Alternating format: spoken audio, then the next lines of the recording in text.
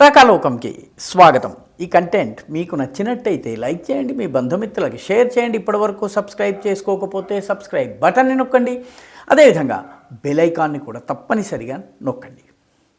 మిత్రులారా, ఏప్రిల్ 22వ తారీఖున పహల్గాం దాడి జరిగింది. అయితే ఇప్పటి వరకు భారత సైన్యం దాడి చేయలేదు.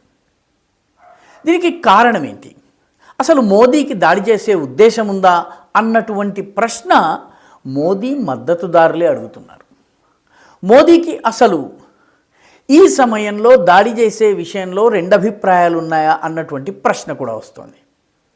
అయితే చాలామందికి అర్థం కావలసినటువంటి విషయం ఏంటంటే, ఇలాంటి సమయంలోనే నాయకుని యొక్క ఓపిక చాలా ముఖ్యమైనటువంటిది. ప్రజలు కోరుకున్నారు కాబట్టి తక్షణం యుద్ధంలోకి గనక వెళ్ళినట్లయితే దేశం గగ్గోలులో పడిపోతుంది, దేశంలో అంతర్గతంగా సమస్యలు వస్తాయి. అదేవిధంగా పాకిస్తాన్, చైనాల నుంచి కూడా ఎప్పుడు ఏ చర్య వస్తుందో తెలియదు. కాబట్టి పాకిస్తాన్ని ఆర్థికంగా, వ్యవసాయపరంగా, నీటిపారుదల పరంగా, దౌత్యపరంగా పాకిస్తాన్ని ఎక్కడికక్కడ టైటన్ చేస్తూ, దాని ఆర్థిక వ్యవస్థను కుప్పకూలిపోయేలా చేస్తూ, ప్రపంచం మొత్తం మీద అది ఒంటరిగా మిగిలేలా చేస్తూ, ఇదే సమయంలో అన్నిటికన్నా ముఖ్యమైన పని మరొకటి ఉంది. అదేంటంటే, ఈసారి జరగబోయేటటువంటి యుద్ధం 2.5 వార్ అని చెప్తారు. 2.5 వార్ అంటే ఒక వార్ ఫ్రంట్, ఒక యుద్ధ రంగము పాకిస్తాన్తో అయితే ఒక యుద్ధ రంగము చైనాతో జరగచ్చు. కాబట్టి భారత్ పాకిస్తాన్, చైనాలతో ఏకకాలం యుద్ధం చేసేందుకు వ్యూహాన్ని రచించుకోవాలి.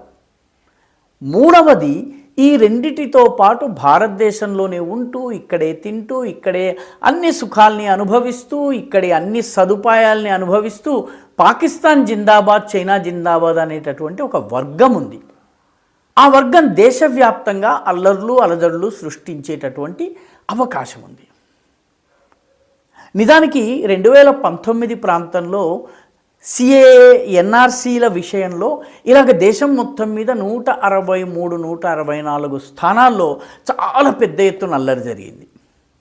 రోడ్లను బ్లాక్ చేయటము, చాలా పెద్ద ఎత్తున అల్లజడికి పాల్పడము, ఇవన్నీ కూడా వాళ్ళు చేశారు. దీనిని వాళ్ళు అలా కంటిన్యూ చేస్తూ వచ్చారు. కానీ గత 5 సంవత్సరాల్లో భారతీయ జనతా పార్టీ ప్రభుత్వము వాళ్ళ యొక్క ఫైనాన్షియల్ సోర్సెస్ ఏవైతే ఉన్నాయో, వాళ్ళ ఆర్థిక వనరులు పూర్తిగా ఎక్కడికక్కడ కట్ చేసేసింది.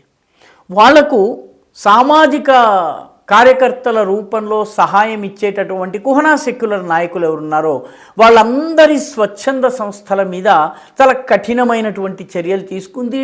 డబ్బు మళ్లింపు చేయటం కానీ, ఒక పని కోసం తీసుకుని ఇంకొక పని కోసం వాడటం కానీ, ఇవన్నీ పూర్తిగా నిలిపిచేశారు. అంతేకాకుండా పిఎఫ్ఐ వంటి సంస్థలపైన నిషేధం విధించారు. పర్యవసానంగా సిఏఏ సమయంలో ఏదైతే దేశవ్యాప్త అలజడి జరిగిందో ఆ అలజడి ఈసారి జరగకపోవచ్చు. అయితే వక్ఫ్ బోర్డుకి సంబంధించినటువంటి చట్టం వచ్చింది కాబట్టి ఈ చట్టం పేరిట రోడ్ల మీదకి ఎక్కేటటువంటి అవకాశం ఉంది. బెంగాల్లో, కేరళలో, ముంబైలోని కొన్ని ప్రాంతాల్లో, అదేవిధంగా గుజరాత్లోని కొన్ని ప్రాంతాల్లో, అస్సాంలోని కొన్ని ప్రాంతాల్లో ఈ రకమైనటువంటి విధ్వంసం సృష్టించేటటువంటి అవకాశం ఉంది. అందుకే ఈ 0.5 వార్ ఏదైతే ఉందో, అంతర్గత శత్రువులకు సంబంధించిన వార్ ఏదైతే ఉందో, దీనిని ప్రభుత్వం చాలా దృఢంగా తీసుకుంది. గత 10-15 రోజులుగా ఈ ఇంటర్నల్ ఎనిమీస్ ఎవరైతే ఉన్నారో వీళ్ళను ఎక్కడికక్కడ నొక్కి వేసి, వీళ్ళ కార్యకలాపాలను, వీళ్ళ ఇన్ఫ్రాస్ట్రక్చర్ని, వీళ్ళ వ్యవస్థల్ని, వీళ్ళ నెట్వర్క్ని ధ్వంసం చేసేటటువంటి ఒక విస్తృతమైనటువంటి పని జరుగుతోంది. ఢిల్లీలో బంగ్లాదేశీ కాలనీలకు కాలనీస్ బుల్డోజర్తో కొట్టేస్తున్నారు. ఉత్తరప్రదేశ్లో ఈ రకంగా జరుగుతున్నాయి.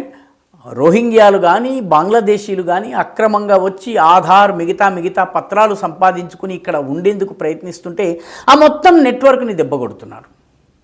దీంతో ఈ దేశంలో ఉన్నటువంటి ఈ 0.5 ఫోర్స్ ఏదైతే ఉందో ఈ ఫోర్స్కి దిమ్మ తిరిగేలాగా ప్రభుత్వము వ్యవహరిస్తుంది. పర్యవసానంగా వీళ్ళు ఆత్మరక్షణలో పడిపోయారు. కొంత అక్కడ ఇక్కడ హడావిడి చేస్తున్నప్పటికీ ఎక్కువ స్థానాల్లో పాకిస్తాన్ జిందాబాద్ నినాదాలు కూడా బయటకు రావడం లేదు. పాకిస్తాన్ జెండా కనిపిస్తే దాన్ని తొక్కడానికి ఇష్టపడటం లేదు, పక్క నుంచి వెళుతున్నారు.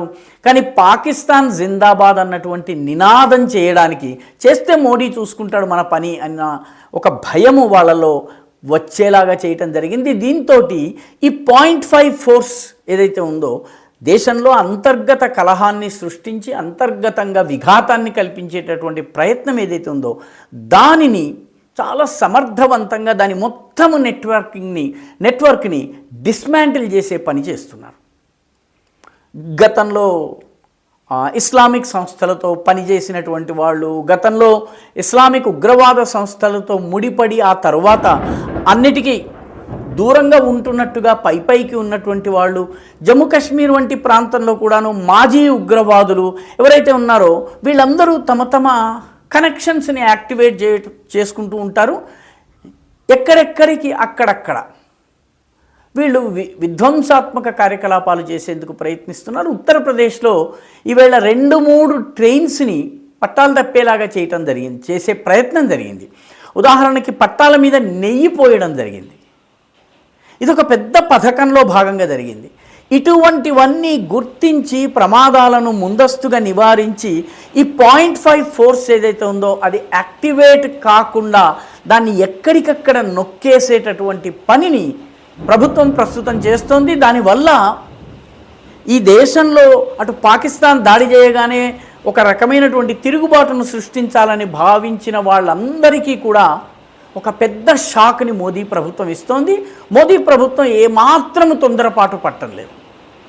ముందు అంతర్గతంగా ఉన్నటువంటి శత్రువుల్ని అణచివేయడము, అదుపు చేయడము, వాళ్ళని నిష్ప్రభావి అంటే వాళ్ళ ప్రభావం తగ్గిపోయేలా చేయటము, పూర్తిగా వాళ్ళని ఎలిమినేట్ చేయటము, ఆ తరువాత బయట నుంచి వచ్చే దాడిని ఎలా తట్టుకోవాలన్నటువంటి ప్లానింగ్ చేస్తున్నట్టుగా కనిపిస్తోంది. దాని ఫలితాలు కూడా కనిపిస్తున్నాయి.